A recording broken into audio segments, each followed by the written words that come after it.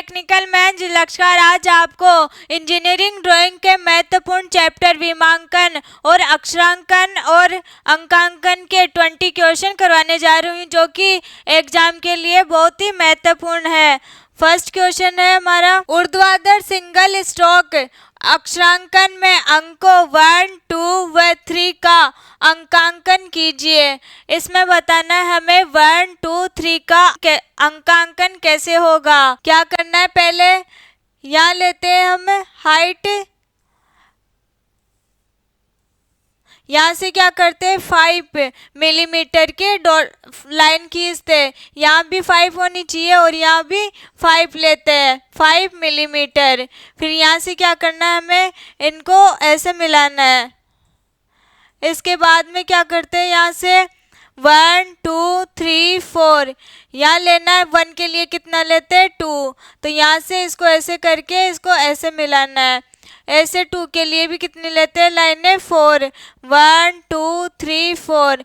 इसको क्या करेंगे, यहाँ से इसको इस प्रकार लेते हैं और यहाँ से इसको ऐसे मिलाकर ऐसे लिखते हैं। जैसे कि इसमें दे रखा है 2 का, क्या करना है, यहाँ से ऐसे बॉक्स बनाना है। 5 मिलीमीटर, यहाँ से 5 होना चाहिए, यहाँ से यहाँ तक का, यहाँ से यहाँ तक का भी कितना होना चाहिए 5 मिलीमीटर। इस प्रकार से इसमें यहाँ से 7 लाइनें खींचेंगे और यहाँ से 5 मिलीमीटर की लाइनें बनाएंगे। फिर क्या करना है, यहाँ से 2 ऐसे लेकर आना है और इसको ऐसे मिला देंगे और इसको इस प्रकार लिखेंगे। ऐसे 1, 2 और 3 का बना सकते हैं। सेकंड क्वेश्चन है, इंजीनियरिंग ड्राइंग में अक्षरांकन के माध्यम से क्या प्रस्तुत किया जाता है। क्या करते हैं हम, अक्षरांकन के माध्यम से ड्राइंग का विवरण करते हैं या केवल विमाएं बताते हैं या दोनों बताते हैं या इनमें से कोई सा ही नहीं बताते। क्या हो जाएगा, इसमें ड्राइंग का विवरण देते हैं। नेक्स्ट क्वेश्चन है, ABCDEFG किस प्रकार के अक्षरांकन को दर्शाता है। इटैलिक, रोमन, क्या हो जाएगा इसमें, गोथिक को समझाता है या रोमन, इटैलिक या टेक्स्ट को। कौन सा होता है, इटैलिक। इटैलिक कौन सा होता है, जिसमें हम क्या लिखते हैं, थोड़ा तिरछा। और इसमें ये क्या लिखा हुआ है, तिरछे में, तो ये क्या हो जाएगा, इटैलिक। गोथिक में क्या होते हैं, जितने भी लेटर है उनकी साइज सब में क्या होती है, समान, उसको क्या बोलते हैं हम, गोथिक वाला। नेक्स्ट क्वेश्चन, अक्षरों एवं अंकों को सेट करने के लिए कौन सी पेंसिल उपयोग में ली जानी चाहिए। कौन सी होती है इसमें, तो इसमें राइट ऑप्शन कौन सा हो जाएगा, बी। H और या तो H लेते हैं या फिर HB पेंसिल यूज करते हैं। किसमें, जो ड्राइंग बनाते हैं उसमें शेड बनाने के लिए हम H और HB पेंसिल का यूज करते हैं।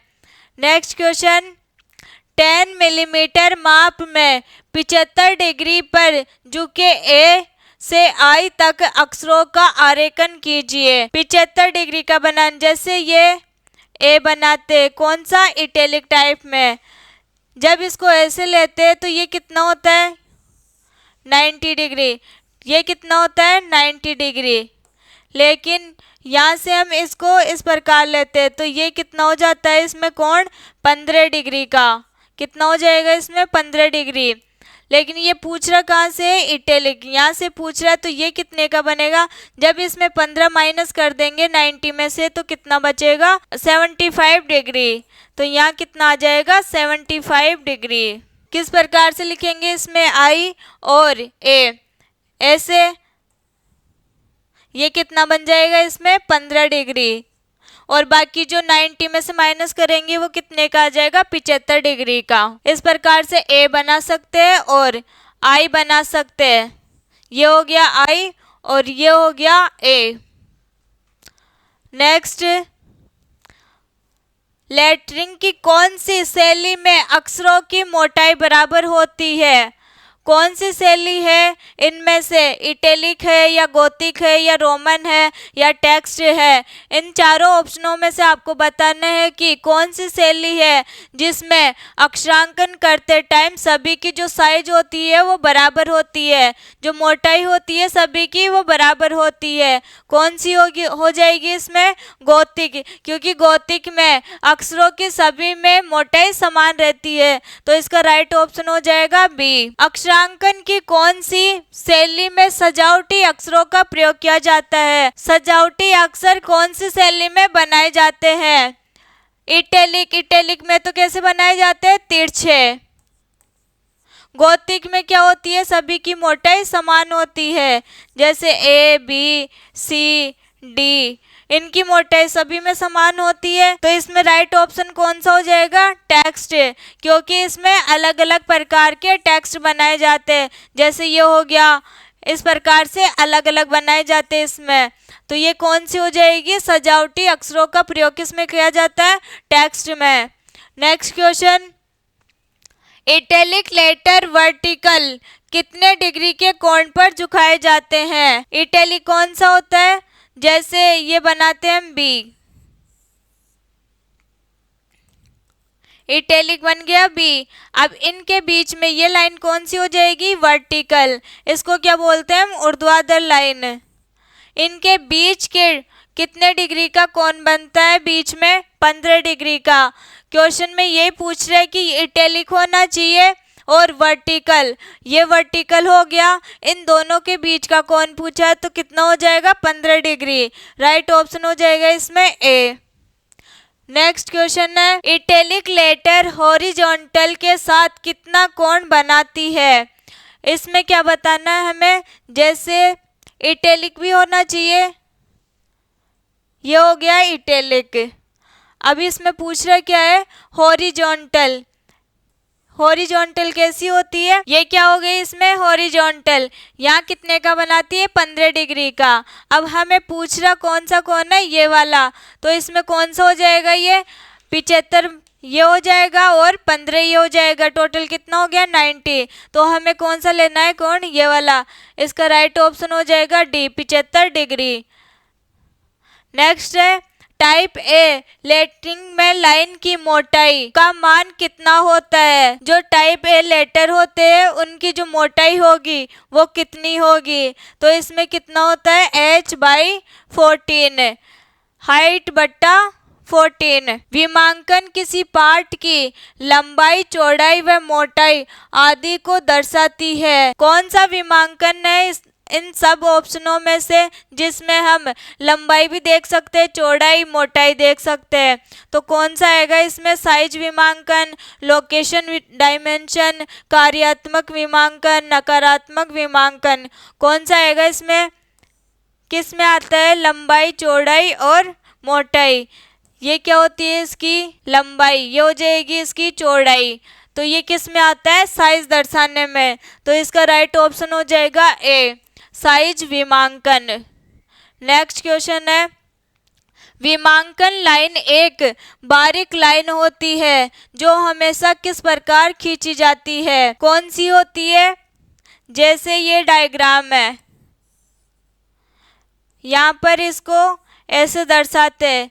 ये लाइन खींचेंगे तो ये लाइन क्या होती है? इसके समानांतर।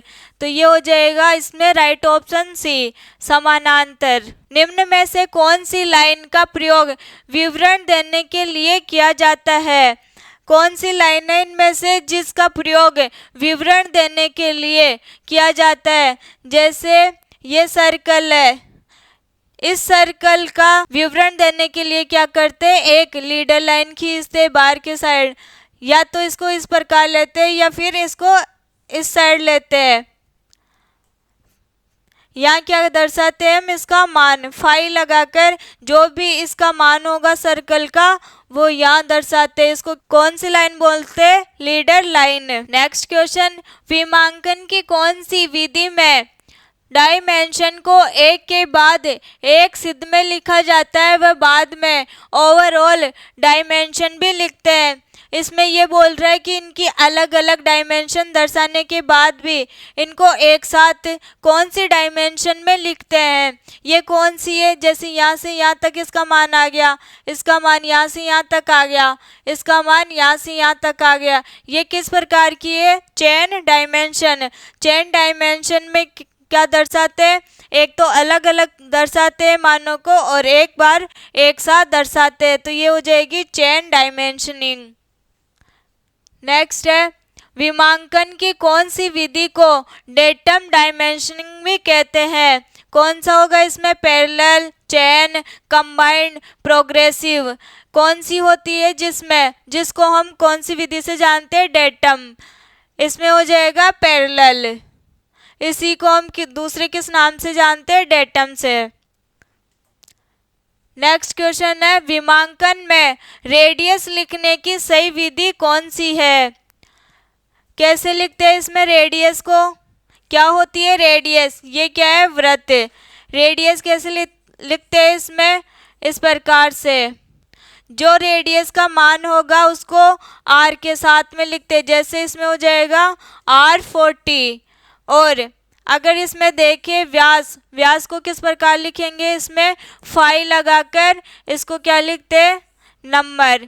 फाई के साथ में नंबर लगाएंगे। और रेडियस कैसे लिखेंगे, रेडियस का r लेंगे और इसमें क्या लेंगे, जो इसका मान होगा वो इसके साथ में लिखेंगे। त्रिज्या को लिख सकते हैं इस प्रकार से और व्यास को लिख सकते हैं इस प्रकार से। नेक्स्ट क्वेश्चन है, एरोहेड की लंबाई कितनी होती है। एरोहेड किस प्रकार से दिखाई देता है, इस प्रकार से। इसकी जो लंबाई होती है वो कितनी होती है, 3। और इसकी चौड़ाई कितनी होती है, 1। तो लंबाई और चौड़ाई का अनुपात कितना रहता है इसमें, 3:1। तो इसकी मोटाई बोलो या लंबाई बोलो, कितनी हो जाएगी, 3 गुना, मोटाई की 3 गुना। अब इस डायग्राम को देखकर हमें ये बताना है कि ये कौन सी प्रकार की डायमेंशन है, पैरेलल है या चेन है या कंबाइंड है या प्रोग्रेसिव है। तो इसमें क्या हो रहा है, पहले देखो यहाँ पर ये कितना है, 20। फिर इसमें क्या हो रही है, प्रोग्रेस, ये कितना हो गया, 30। फिर इसमें प्रोग्रेस हो रही है तो ये कितना हो गया, 80। तो इसको कौन से बोलेंगे, प्रोग्रेसिव डायमेंशनिंग। नेक्स्ट क्वेश्चन है, इसमें भी क्या करना है, हमें डायग्राम देखकर बताना है कि ये किसका डायग्राम है, कौन से का है, ये पैरेलल है या चेन है या कंबाइंड है या प्रोग्रेसिव डायमेंशनिंग है। तो इसमें क्या हो जाएगा, ये ऊपर कौन सा दिखा रहा है, ये चेन डायग्राम। कौन सा दिखा रहा है, चेन डायग्राम। नीचे कौन सा दिखा रहा है, ये यहाँ तो है ये 20, यहाँ से लेकर यहाँ तक कितना है, ये 30। ये हो गया यहाँ 20, ये हो गया यहाँ पर 35। यहाँ से ये पूरा क्या दिखा रहा है, यहाँ से 60। तो इसको क्या बोलते हैं हम, समानांतर, क्योंकि इसकी डायमेंशनिंग इसमें भी ऐड हो रही है और इसकी डायमेंशनिंग इसमें भी ऐड हो रही है। तो ये किस प्रकार का हो जाएगा, इसमें बाइंड। नेक्स्ट क्वेश्चन है, चित्र देखकर पहचानना है कि ये चित्र किसका है, ये डायग्राम कौन से का है। तो इसमें क्या हो जाएगा, यहाँ क्या दर्शा रहा है, ये 20, यहाँ से यहाँ तक की। फिर ये आगे यहाँ से यहाँ तक का दर्शा रहा है 20। फिर ये यहाँ से यहाँ तक का दिखा रहा है 20। इसमें भी अलग अलग दिखा रहा है। तो ये कौन सा डायमेंशन है जिसमें अलग अलग दर्शाता है। तो ये कौन सा हो जाएगा, चेन डायग्राम। चेन डायमेंशन में क्या दर्शाता है, ये अलग अलग है। और पैरेलल में कैसे दर्शाता है, जैसे ये 20 हो गया तो फिर यहाँ से यहाँ तक दर्शाएगा। और प्रोग्रेसिव में कैसे दर्शाता है, ये जैसे यहाँ से यहाँ तक कितना है, 10। फिर ये आगे बढ़ेगा, फिर ये आगे बढ़ेगा। ये कौन सा है, प्रोग्रेसिव। इस प्रकार से आज हमने जो 20 महत्वपूर्ण क्वेश्चन है जो हर एग्जाम में पूछे जाते हैं वो कंप्लीट किए। आज के लिए इतना ही, मिलेंगे हम नेक्स्ट क्लास में, तब तक के लिए नमस्कार।